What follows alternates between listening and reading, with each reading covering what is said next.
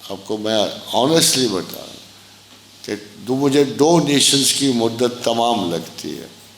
یہ نیا دور ہے. آنے والی صدیوں میں ہم جیتے ہیں کہ نہیں جیتے ہیں. ایک دفعہ پھر بہت بڑا اسلامی عروج آ رہا ہے اور اس میں پاکستان کو سب سے معتبر حیثیت حاصل ہے. پاکستان کے لوگ ہمیشہ ہیرو پالتے ہیں. اگر خدا کا خیال ہے کہ ہیرو شیرو نہ پالیں تو بڑے فائدے میں رہیں گے. ان کو دکھ بھی اسی لیے اللہ دیتا ہے کہ ان کے ہیروز کو گرا دیتا ہے. پہلے ایک گیا اب دوسرا گیا. یہ کون سی امت ہے جو خدا سے بڑا اور عزیز تر کسی اور کو سمجھتی ہے؟ یہ ترکیب اس زمانے کے رسول ہاشمی میں دیکھو خاص ہے. ترکیب خاص کیا ترکیب ہے کہ ہم اللہ سے زیادہ کسی کو عزیز تر نہیں جانتے. بس ہم اسی پہ راضی ہیں. جو وہ عطا کرے لے لو، جو نہیں دے رہا اس کو ترک کرو اور اسی کے حضور دست بدعا ہو جاؤ کہ اے پروردگار ہمیں بہتر انصاف دے، بہتر سلوشنز دے، بہتر زندگی کے آثار دے. آپ بہتر حکمرانی کے انتخاب کیا کرو. ہیروز نہ چنا خدا کے لیے. اسی طرح وہ آپ کو سرے سے ناپید کر دے گا. جن لوگوں نے اپنی کسی چیز پہ ناز کیا وہ تو بڑے عجیب لوگ تھے جو رسول ہاشمی والے تھے صلی اللہ علیہ وآلہ وسلم. جنگ حنین میں یہ واقعہ آپ کو ڈیفینیٹلی جو انہوں نے نقل کیا وہ سنا رہا ہوں کہ جنگ حنین میں ایک قافلہ جا رہا تھا شرجیل بن حسنہ کے تحت. اس میں 11 لوگ تھے. جنگ حنین کے لیے جا رہے تھے. ان کے پاس 2 تلواریں تھیں. 11 بندوں کے پاس 2 تلواریں تھیں. تو 2 اونٹ تھے، 2 اونٹ اور ایک آدھ گھوڑا تھا. اور تلواریں چونکہ نہیں تھی تو انہوں نے درختوں کی لمبی شاخیں کاٹ کے آگے سے ان کو باریک کر لیا تھا، نیزے بنا لیے. تو شریل بن حسنہ لکھتے ہیں کہ ہم جب جا رہے تھے تو ہمارے پاؤں پتھریلی زمین سے خون آلود ہو گئے، زخمی ہو گئے. تو پھر ہم نے گلوں کے حجاب اتارے اور ان کو پاؤں کے اوپر لپیٹ لیا. اس طرح ہم حنین کی جنگ تک پہنچے. یہ اگر اس وقت اسباب کی دنیا ہوتی اور اسباب پہ نازاں، کون سا مسلمان پھر اللہ کے رسول کے ساتھ رہتا؟ کیا ہمیں خیال نہیں اس بات؟ کون سے ہم مقابلے لگاتے ہیں اپنے اہل کفر کے اور اہل شرک کے درمیان، وہ کتنا طاقتور ہے. مگر ہم اپنی طاقت بھول گئے ہیں. ہم لوگ اب وہ رسول اس رسول کے نہیں رہے.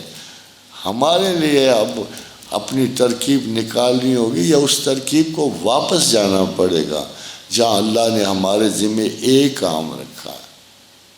ایک کام. یہ پاکستان کی خصوصیت کہ اہل ہند کے مسلمان، حدیث ابن منبہ ہے، اہل ہند کے مسلمان پہلے اہل کفر ہند کو زمانہ آخر میں شکست دیں گے، پھر شام میں مریم کے بیٹے کا ساتھ دیں گے. خالد میرے لیٹسٹ ایک اطلاع ملی جو سب سے بڑا الہاد کا دانشور تھا نا، ڈاکنز، جس نے بہت سارے لوگوں کو کیا، وہ آخر میں کرسچن ہو گیا. بس اتنی سی بات ہے. وہ ابھی کرسچن ہو گیا. وہ صاحب ساری زندگی اس کا، ویسے بھی میں آپ کو بتاؤں گا، اس سے کسی نے ایک عالم نے لیا تھا انٹرویو، تو اس نے کہا how many chances are there of God. تو پہلے 35%. اب وہ چاہو جس شرک میں 35% چانس آف گاڈ موجود ہو وہ کون سا الہاد ہوتا ہے؟ فیکٹ یہ ہے کہ خدا کے حتمی ہونے کے دلائل ہمارے پاس موجود.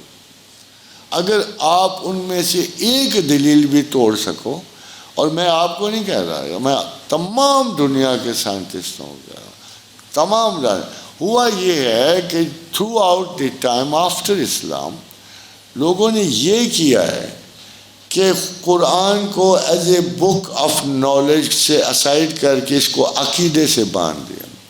میں ابھی اس کو مثال دیتا ہوں. آپ پاس جو بھی سائنسدان بیٹھے ہیں مجھے ایک آرگومنٹ دے دیں کہ جب قرآن یہ کہہ رہا تھا کہ 1500 برس پہلے کی کائنات میں ہر چیز چل رہی ہے، جب ٹولمی کہہ رہا تھا زمین ساکت ہے، اور اس وقت ٹولمی کا نظریہ تھا، مجھے آپ یہ کارل سیگن نے کہا کہ اسلام سائنس کے خلاف تھا. کیوں خلاف تھا؟ مجھے یہ بتاؤ کہ تم قرآن کے خلاف تھے نا.